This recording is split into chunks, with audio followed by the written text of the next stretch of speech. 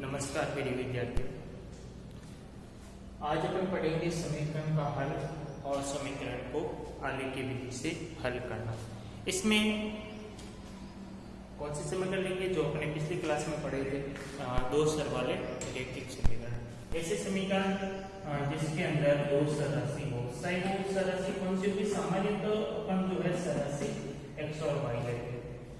यहाँ पर जैसे एक दो स्तर वाला रैखिक समीकरण यानी उस समीकरण में चर पद की जो है घात 1 होगी।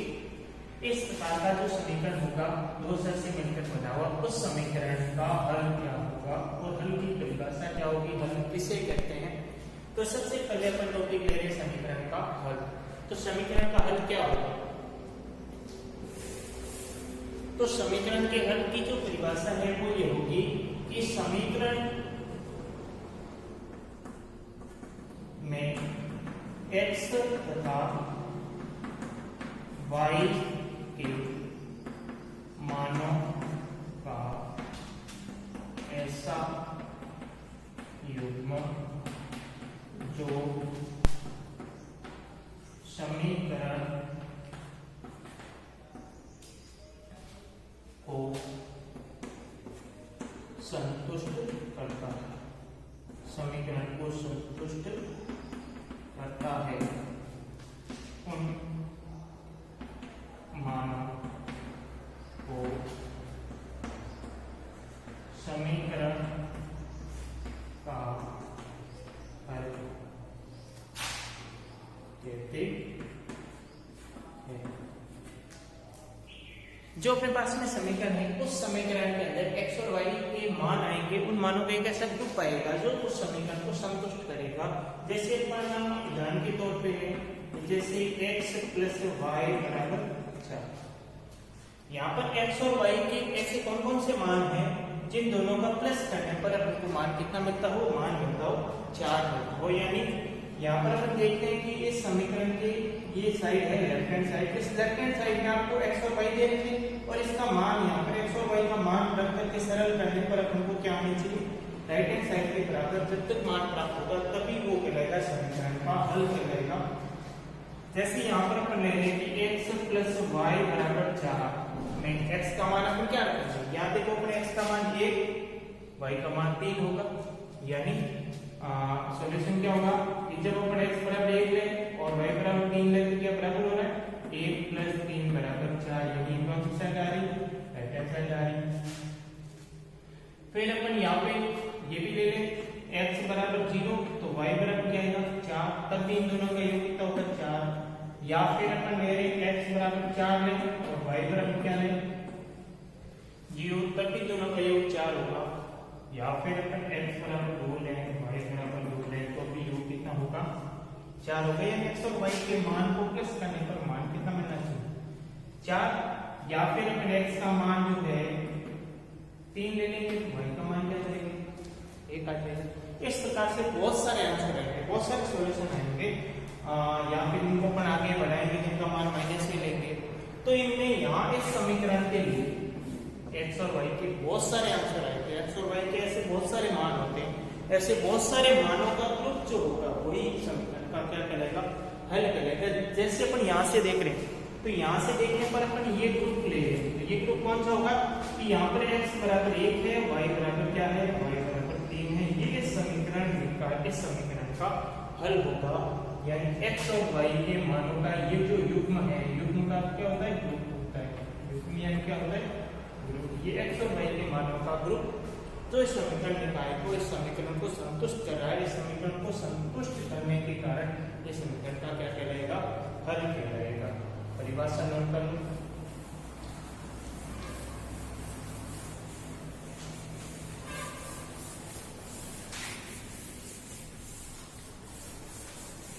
यहाँ पर अपन 9th क्लास में केवल एक समीकरण को लेके उनका ग्राफ बनाएंगे, उनके सॉल्यूशन निकालेंगे, लेकिन 10th क्लास में दो स्तर वाले दो समीकरण लेकर के उनका ग्राफ पढ़ाते हैं।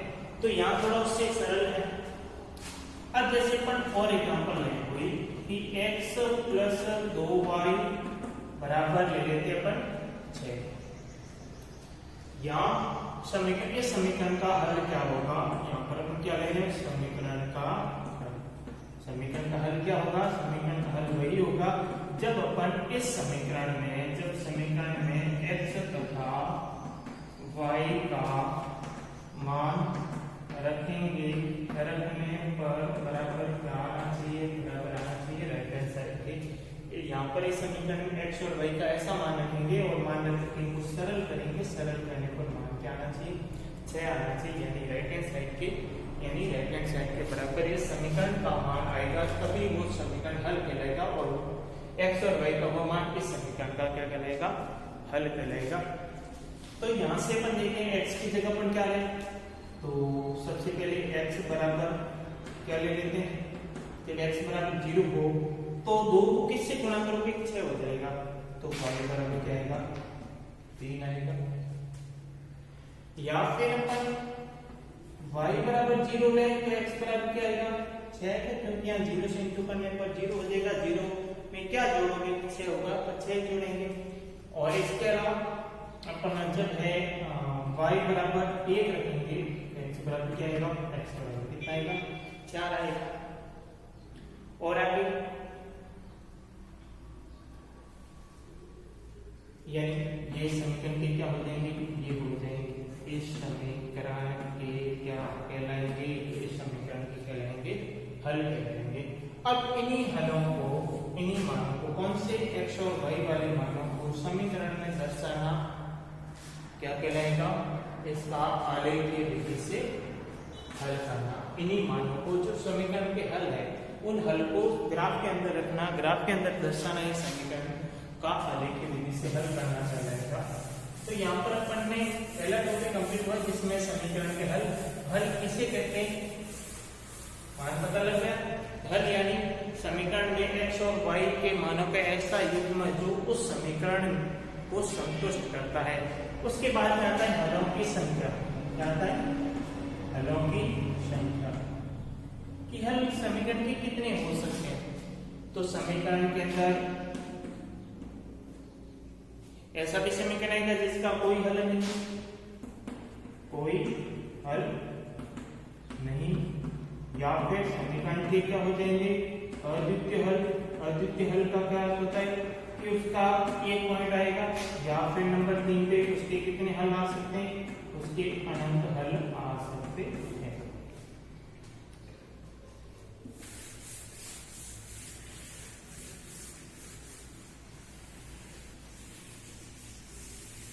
अब अपन ले रहे हैं समीकरण को ग्राफिक विधि से हल करना या आलेख, क्या ले रहे हैं, आलेख। यहाँ पर आलेख, आलेख का अर्थ है ग्राफ। यहाँ पर अपन मानते हैं कि ये अपना धरातल है, इस धरातल के जो समांतर अक्ष होता है, इस धरातल के समानांतर जो अक्ष होता है उसको क्या कहते हैं, x अक्ष कहते हैं। और जिस धरातल की जो लंबवत होगा उसको क्या कहते हैं, उसको कहते हैं y अक्ष। और x अक्ष और y अक्ष समतल में जिस बिंदु पर प्रतिच्छेद करते हैं उस बिंदु को कहते हैं, क्या कहते हैं, मूल बिंदु। उसे क्या कहते हैं, मूल बिंदु। मूल बिंदु की परिभाषा क्या होगी कि समतल में स्थित वह बिंदु जहां x अक्ष तथा y अक्ष लंबवत प्रतिच्छेद करते हैं। लंबवत का अर्थ होता है कि जिस बिंदु पर ये दोनों प्रतिच्छेद करते हैं उस बिंदु पर इन दोनों अक्षों के मध्य बनने वाले कोण का मान क्या होगा, 90 डिग्री होगा, यानी ये कोण कैसा होगा, तो ये कोण होगा समकोण। जब दोनों अक्ष समकोण पर प्रतिच्छेद करेंगे तभी वो लंबवत कहलाएंगे। तो यहाँ मूल बिंदु की परिभाषा क्या होगी, तो मूल बिंदु की परिभाषा होगी समतल में स्थित वह बिंदु जहां x अक्ष तथा y अक्ष लंबवत प्रतिच्छेद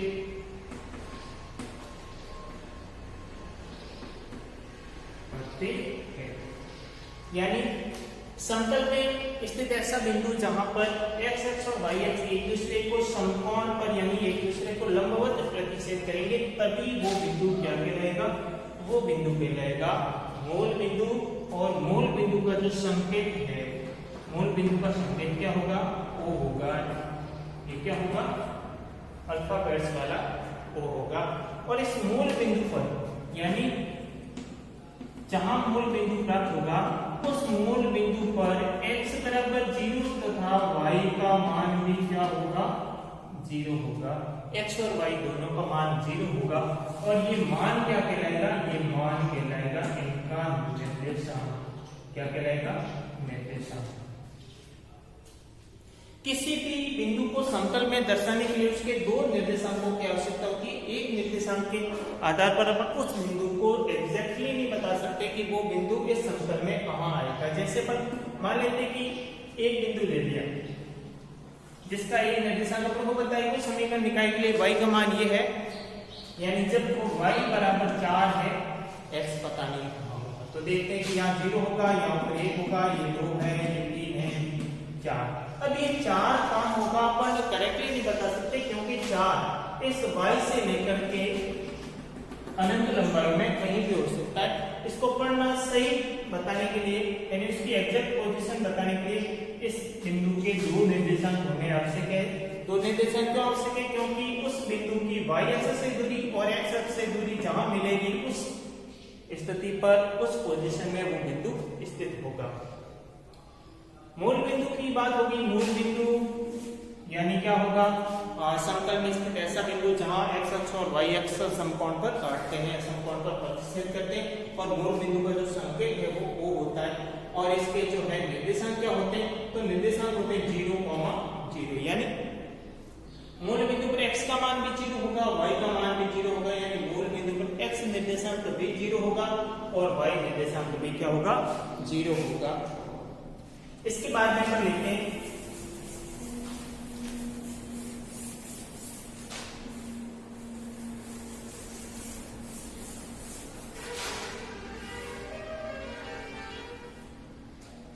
जैसे इस आलेख के अंदर इस ग्राफ के अंदर हम देखते हैं कि ये इस ग्राफ का एक्स अक्ष है। इस एक्स अक्ष पर मान लेते हैं कि यहाँ कोई बिंदु एक है A स्थित है।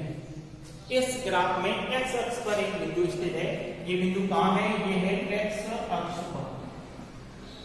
एक्स अक्ष पर जो बिंदु होगा उसका y निर्देशांक हमेशा क्या होगा 0 होगा, यानी इसका y निर्देशांक जो है वो क्या होगा, y निर्देशांक हमेशा क्या होगा 0 होगा। कहां होगा 0, जब वो बिंदु x अक्ष पर स्थित होगा, यानी x अक्ष पर 0 कौन होगा y निर्देशांक। तो इसी प्रकार से यदि अपन वो बिंदु कहां ले लें, वो बिंदु पर y अक्ष के ले लें, या मान लेते कि इस y अक्ष पर कहीं पर भी एक बिंदु B स्थित है, तो उस बिंदु B का x निर्देशांक क्या होगा, इस बिंदु का x निर्देशांक हमेशा क्या होगा, हमेशा होगा 0।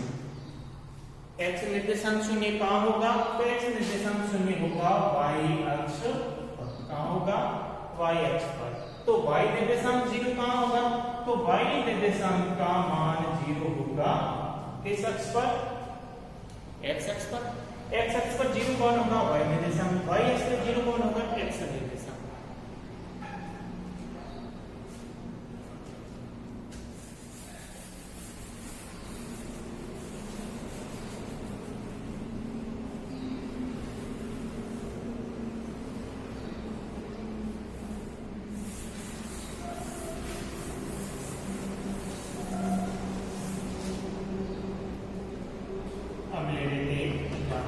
पहले वाला x बराबर 4। तो इसके लिए सबसे पहले आपको क्या करना है, सबसे पहले इंडेक्स बनानी है। जब x बराबर 0 तो y बराबर क्या आएगा, y बराबर आएगा 4। फिर x बराबर 1 लेंगे तो y का मान क्या आएगा, y का मान आएगा, यहाँ से सरल करके देखो y बराबर क्या होगा, y बराबर 4 माइनस x होगा, यानी 4 माइनस 1, 4 माइनस 1 का मान कितना होगा 3। फिर x बराबर 2 लेंगे तो y का मान क्या आएगा, y का मान आएगा 4 माइनस 2, यानी क्या आएगा।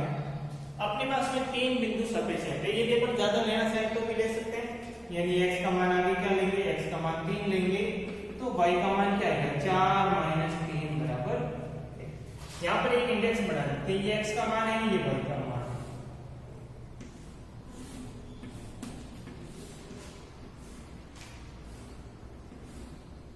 अपने किसका मान लिया, x का। कहां से 0 1 2 3, x x का मान है 0 1 2 3। x का मान जब अपन ने 0 लिया तो y का क्या मिला, y का मिला 4। x का जब 1 लिया तो y का कितना मिला 3। 2 पे 2 और 3 पे 1। यहाँ पर एक ग्राफ बनाना है। अब देखो यहाँ पर अपन देखते हैं कि दोनों के मान प्लस में है। जब दोनों के मान प्लस में होते हैं तो वो जो अपन आलेख बनाएंगे, जो सरल रेखा आएगी वो प्रथम चतुर्थांश के अंदर आएगी, क्योंकि प्रथम चतुर्थांश में x और y दोनों का मान प्लस में होता है। यहाँ पे अपन दर्शा देंगे को। सबसे पहले इतना काम सभी ग्राफ के अंदर करना, फिर अपन ये काम करने के बाद में सिंटेक्स में देखेंगे कि x और y का मान कितना है। यहाँ पर अपन देख रहे हैं x का मान 0 से 3 तक है और y का मान 1 से 4 तक, यानी बहुत कम मान है, बहुत छोटा मान है। तो अपन ये मान देख चुके पर इस ग्राफ का जो लेंगे वो लेंगे पैमाना, और पहले पैमाने लेंगे x अक्ष पर 1 सेमी और फिर लेंगे y अक्ष पर 1 सेमी। अब देखिए यहाँ x का मान भी छोटा है, y का मान भी छोटा है, तो यहाँ पर दोनों अक्ष पर इनका मान एक एक इकाई ले लेते हैं। एक एक इकाई रख करके हल करेंगे और एक एक इकाई रख के हल करेंगे, प्रश्न को जो मान मिलेगा। अब अपन ने सबसे पहले ये वाला लेते हैं x अक्ष। यहाँ पर अपन ने जो मान लिया वो कितना है, वो है 1 इकाई। 0 क्यों हो जाएगा, क्योंकि मूल बिंदु पर x का मान 0 होता है। अब यहाँ पर आएगा 1, यहाँ पे आएगा 2, यहाँ पे आएगा 3, यहाँ पे आएगा 4, यहाँ पे आएगा। और y का मान देखो, y का 1 से 4 है, तो ये रहेगा y का 1, ये हो गया y का 2, ये हो गया y का 3, ये हो गया y का 4 और ये हो गया y का। अब अपन पहला युग्म यहाँ दर्शाते हैं। पहला युग्म क्या होगा, x का मान 0, y का मान 4। अब देखिए x का मान 0 कहाँ होगा, तो x का मान 0 हमेशा y अक्ष पर होगा और y का मान ये 4 है। यहाँ पर अपने बिंदु लगाते हैं, उसके चारों तरफ छोटा घेरा लगा देंगे ताकि आपको पता लगेगा कि जो बिंदु हमने लगाया है वो बिंदु यहाँ है। फिर अपन देखते हैं x का मान 1 है, 1 वाली लाइन को आगे बढ़ाएंगे, और y का मान 3 है तो 3 वाली लाइन को आगे बढ़ाएंगे। जहां ये दोनों कटेंगे उस स्थान पे एक पॉइंट को लगा देंगे। फिर दोनों का 2, यानी x का मान 2, x में 2 वाली लाइन आगे बढ़ाई और y पर भी 2 वाली, जहां कटेगी वहां पे बिंदु क्या लगा देंगे। फिर x का मान कितना है 3, y का मान कितना है 1, यानी x का मान आगे बढ़ाएंगे 3 वाली, y पे कौन सी बढ़ेगी 1 वाली, और ये जहां कटेंगे वहां पर क्या कर लेंगे तो अब अगला प्रोसेस ये रहेगा, इन सभी बिंदुओं को स्केल की सहायता से मिला करके अपने एक सरल रेखा इन बिंदुओं को मिलाएंगे, और बिंदुओं को मिलाने पर एक अपन को संरचना मिलेगी, एक आकृति मिलेगी, यानी एक रेखा मिलेगी। वो रेखा कैसी होगी, वो रेखा सरल रेखा होगी। वो रेखा क्या होगी, सरल होगी। सरल का मतलब एक सीधी रेखा मिलेगी, और ये सीधी रेखा मिलने के कारण ही ये समीकरण क्या कहलाएगा, ये समीकरण कहलाएगा रैखिक समीकरण। क्या कहलाएगा, रैखिक समीकरण, क्योंकि यहाँ पर इस जो है इक्वेशन के लिए, इस समीकरण के लिए अपन ने x और y का मान ज्ञात करने के लिए जो ग्राफ है, उस ग्राफ में सभी बिंदुओं को मिलाने पर बनने वाली रेखा एक सीधी रेखा थी, एक सरल रेखा थी, और इसी सरल रेखा के कारण इस समीकरण को अपन क्या कहेंगे, इस समीकरण को कहेंगे रैखिक समीकरण। अब ग्राफ के अंदर एक, तो उसके बाद में और एग्जांपल ले सकते हैं।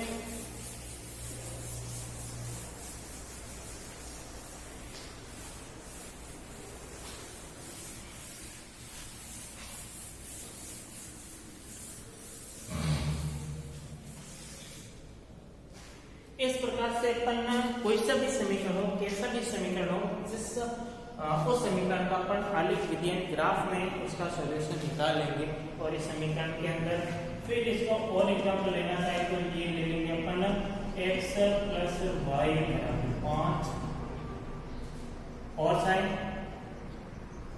तो अपन ले सकते हैं 2x प्लस y बराबर 6। इस प्रकार से बहुत सारे ऐसे समीकरण बनेंगे जिससे उस समीकरणों के अंदर चर कितने होंगे, चर होंगे 2 चर को मिलाकर के रैखिक समीकरण, और उस समीकरण का ग्राफीय विधि से हल करना तो इस वाले के लिए अपन सॉल्यूशन किस प्रकार से निकालेंगे? सिंपल है, सेम है, पहले 4 था उसकी जगह अपन ने कितने ले लिए? 5 ले लिए। यहाँ तक सभी को समझ में आ गया होगा। अब इसमें जो अपने पढ़ा उसका थोड़ा सा रिवीजन कर लेते हैं। तो इसमें अपने क्या पढ़ा? इस यूनिट के अंदर, यूनिट कौन सा था? 2 स्तर वाले रैखिक समीकरण, बहुत सिंपल और छोटा सा यूनिट है। उस यूनिट के अंदर अपन को सबसे पहले समीकरण बनाना और फिर उस समीकरण को ग्राफ से हल करना, और ग्राफ से हल करने के बाद में बहुत सिंपल से हम 2-4 क्वेश्चन, फिर ये यूनिट कंप्लीट हो जाएगा।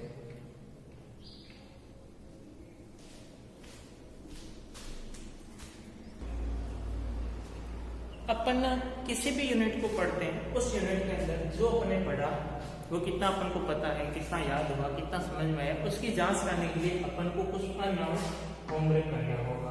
और जब अपन उस होमवर्क को सही ढंग से कर पाएंगे तो अपन को पता लगेगा कि हाँ अपन जो पढ़ा है, जो यानी जिस टॉपिक को पढ़ाया गया है वो टॉपिक अपन समझ में आ गया है। उसके लिए अपन ने यहाँ पर इस समीकरण में क्या करना? ग्राफ बना करके हल करना, और आपको 3 क्वेश्चन दिए जा रहे हैं, 1, 2 और 3। इसमें पहला होगा x + 2y = 6, second x - y = 3, और अगला है 2x + y = 4।